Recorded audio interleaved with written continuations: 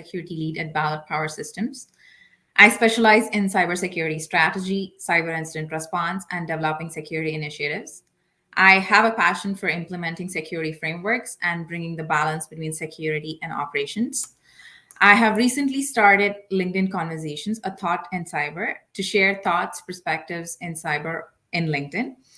Outside of work, you would see me strolling in Stanley Park in Vancouver, or playing badminton, or trying any extreme sports. I also love traveling. Welcome all to my session, Decoding Cyber Supply Chain Risk Management through NIST. Let's look at the agenda for the day today. So we would be talking about a brief on supply chain attacks. What is cyber supply chain risk management and the definition? What are the challenges related to CSRM? How do you build a CSRM program? And based on the content that we go through in the first half of the session, we would look at a case study that was carried out by NIST and also the concluding thoughts for the session. So let's look at what's the big picture. How does supply chain play a role? So globalization, outsourcing, and digitization has made organizations rely on a number of suppliers to support their functions. Suppliers have become the essential link to run businesses. A compromise on one of the links through a cyber attack can have a disastrous impact on the business. As quoted from NIST IR 8276, an incident response threat program published in 2019 April by Carbon Black, highlighted the use of island hopping by 50% of their attacks. Island hopping is an attack that focuses on impacting not only the victim, but its customers and partners, especially if these partners have network interconnections. Organizations can no longer protect themselves by simply securing their own infrastructures, since the electronic parameter is no longer meaningful. Threat actors intentionally target the suppliers of more cyber mature organizations to take the advantage of the weakest link. Organizations have been working to address this challenge for some time, but many still struggle with recognizing the challenge, deciding how to deal with it, and getting started. Cyber supply chain risk management, or CSRM, is an overarching function that includes concepts such as third-party risk management and external dependency management. So what you're seeing on this slide is basically a report from ENISA, which is European Union Agency for Cybersecurity, and the report is published in July 2021. The report presents an analysis of supply chain attacks reported from January 2020 up to early July 2021. The analysis focused on publicly known supply chain attacks. As you look from the slide, the year is 2021, and the impact in some of the cases is global. And the attributed group, one of the group you know famously is the Revil group. So it went anonymous after one of the attacks in July, and it also came online and then went offline a few days back. Also, a supply chain attack is a combination of at least two attacks. The first attack is on the supplier that is then used to attack the target to gain access to its assets. The target can be the final customer or another supplier. Therefore, for an attack to be classified as a supply chain one, both the customer and the supplier have to be the targets. So if you see this particular analysis, it also defines what's the impact, which is regional or global, and the attributed groups. So what is exactly CSRM? So CSRM, as per NIST 800-161, it's a combination or a combination of four different areas, that is security, integrity, quality, and resilience. So security is basically giving the CIA triad, that is information that describes the supply chain. Example, information about the path of products and services, and the information about traversing the supply chain, that is intellectual property contained in products and services. So it's also information about parties participating in the supply chain. So anyone who touches a product or service throughout its life cycle. Integrity is focused on ensuring that the products or services in the supply chain are genuine, unaltered, and products will perform according to the acquirer specifications. Resilience is focused on ensuring that supply chain will provide required products and services under stress or failure. and quality is focused on reducing vulnerabilities and may limit the unintended dysfunction of a component. So, cyber supply chain risks cut across different risk management functions. Companies need to approach this with a strategy that enable them to manage risks holistically on an enterprise-wide basis. From the discussion above, we noted that interaction is necessary in cyberspace to create, store, modify, exchange information. And most of the time, software is built from a ready-made component such as proprietary code, open source components, and third-party application programming interfaces. So it's common to come across an application that is not built on its own, but it is built on reused software. So the process of bringing a product from design to production looks simple from outside, but a number of suppliers can own part of the process and their risks. So because of this complexity, sometimes we are unaware of where and how third-party risks can impact the organization. So one key question is what makes it special about supply chain attacks, that an organization could be vulnerable to supply chain attack even when its own defenses are quite good.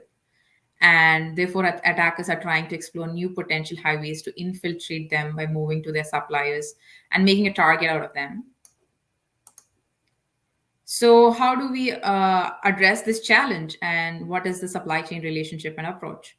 So, as I said, supply chain risks are associated with an organization's decreased visibility and understanding of how technology they acquire is developed, integrated, and deployed.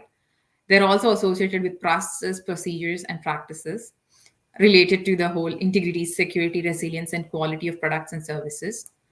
So the solution to this challenge is basically approaching it in twofold process, that is internal to the organization and external to the organization, and looking at it at a holistic level. So within the organization, there needs to be visibility and understanding of what our critical processes are, how they interact cross department wise, who are our suppliers, and what is the supplier role, and what's the impact in case of a compromise. At the supplier end, did we evaluate suppliers for security processes such as governance, incident management, information protection, and include these details as part of contractual agreements. So as we finalize, have we risk assessed them against our organizational requirements? So let's take some details from NIST. What does NIST on different publications has done? And I just try to like combine the resources from the NIST publicly available website. So all this information that is shared across this session is publicly available to read. And NIST has been carrying out this research in supply chain risk management from 2015. Most of the initiatives were from 2015, 2019, and even the case study that we're going to discuss today is from those initiatives. So if you look at the whole process holistically, we start with the focus areas. That is the four ones: foundational practices, enterprise wide practices, so and risk management and critical systems. So foundation practices is basically it's at the intersection of information security and supply chain management. Enterprise wide practices is involving each tier, organization, business process, and information systems, and is implemented throughout the system development lifecycle. Risk management processes are implemented as part of risk management activities. Again, this is not a new concept. The whole cyber supply chain risk management goes hand in hand with the enterprise risk management methodology or the risk assessment that we have been doing for years. So it involves identifying and assessing applicable risks, determining appropriate response actions, developing a strategy and implementation plan. So critical systems is cost-effective supply chain risk mitigation requires organizations to identify those systems or components that are most vulnerable. So there are some key practices and recommendations that NIST has provided to us. So I'm not going to read each of them that is listed on this slide because it's a very heavy content slide. I just put them across to make it clear like how they are related. So if we start with focus areas and if we try to like get see from the NIST key practices and that is published in February 2021, and can be applied to an organization of any size, scope, or complexity. So basically these practices combine the information contained in industry within the information gathered from 2015 and 2019 initiatives.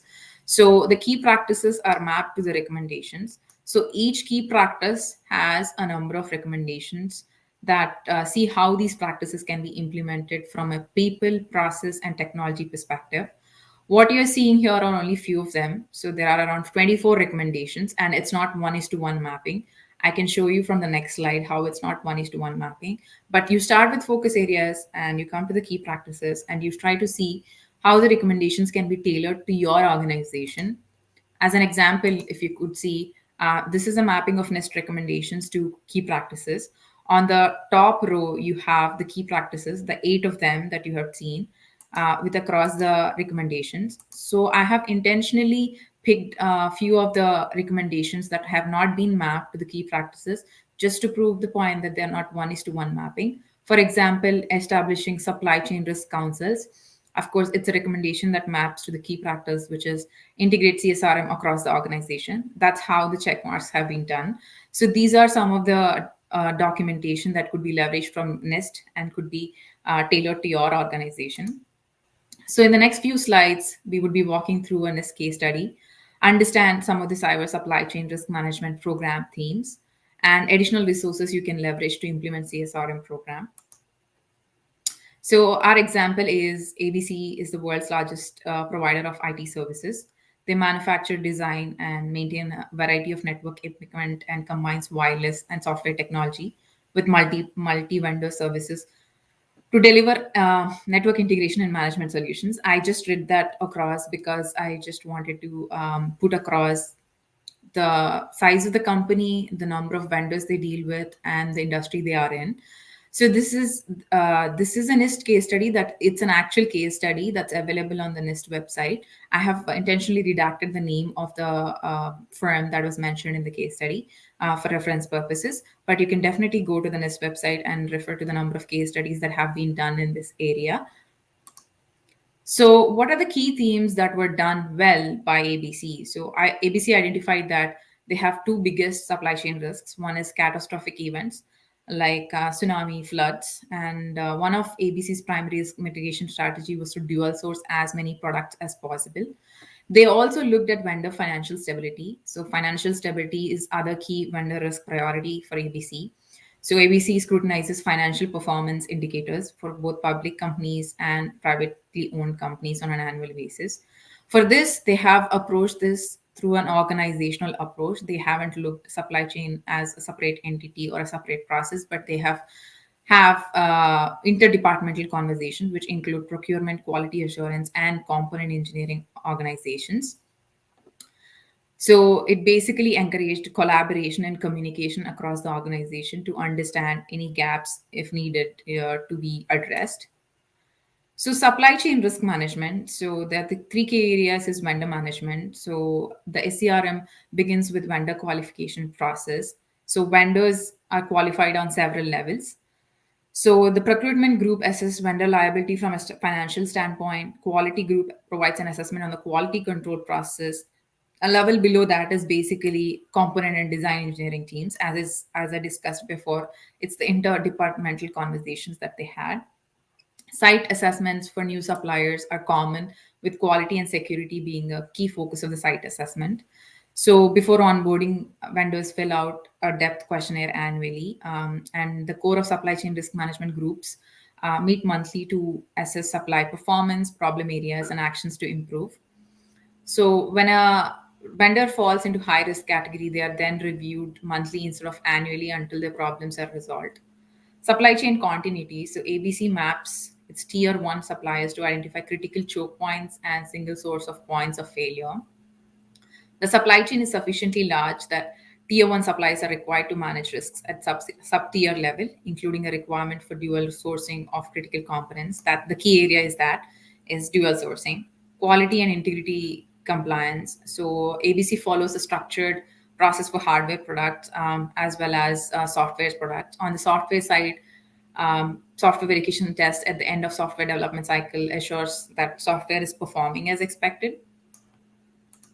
The other ones is managing cybersecurity risks.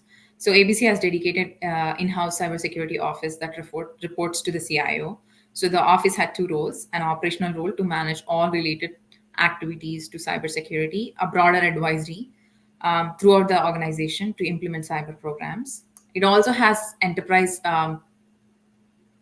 sorry, enterprise security intelligence. At the heart of this analytical capability is Advanced Security Innovation Center. So ABC developed commercial off the shelf and custom to provide the enterprise security intelligence analysts with tools they need to perform their work. The goal is to detect, deter, and disrupt adversarial attacks across ABC network. So if ESI maintains a quick response to eliminate emergent threat through near almost real-time remediation.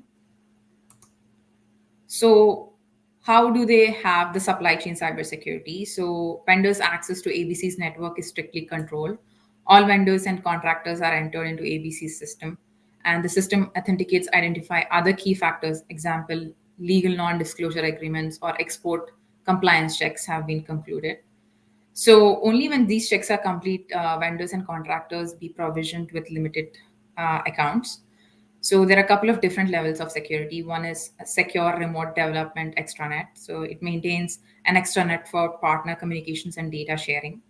So the data, for example, access to hardware design schematics is maintained in ABC data centers. Global information controls. So one specific tool across ABC companies and their suppliers is global information security controls, closely modeled with ISO 27001 standard. So the framework provides a baseline for IT risk assessment and management. So standards and requirements. ABC contractually obligates their suppliers to be TL 9000 certified. So what is TL 9000 certification? It's the telecommunication industry specific version of ISO 9001 for quality management systems. I'm just highlighting the sector specific standard because in the next one we need to we can see how you can choose your own cyber supply chain standard. So selecting right standard should be based on your business needs, overall risk management framework, understand your business. So you have basically looking at the top row that is starting with three key questions. What cybersecurity standards do you currently use? Look at the top row, which is using NIST or a few others. And then you have any industry specific or industry sector specific standards that you need to follow. Then where do you want to focus with respect to supply chain risk management? That is the gray arrow that you're looking at, which would help you with that.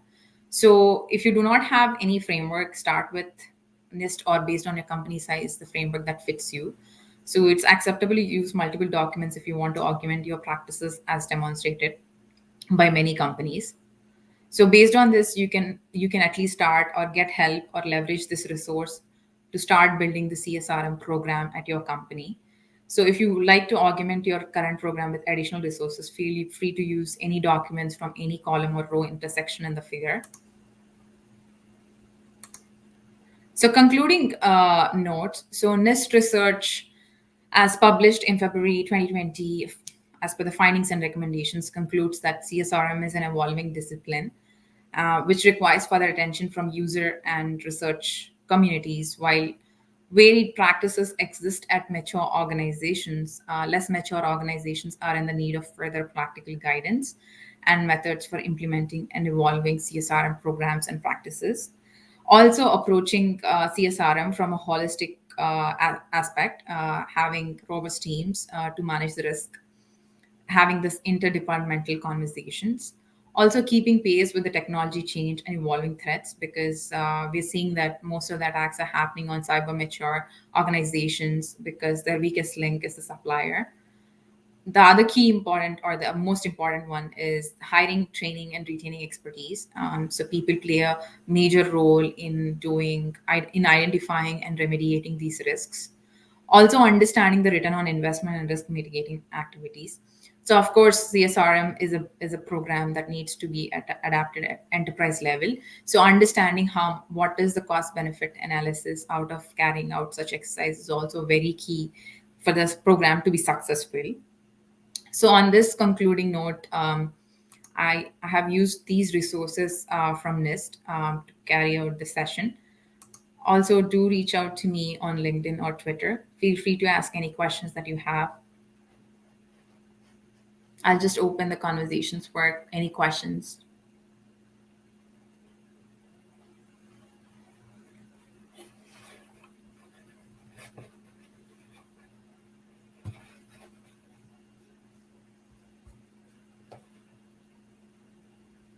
Okay. I'll wait for a few more minutes. I just ran through the session to give more time for Q&A.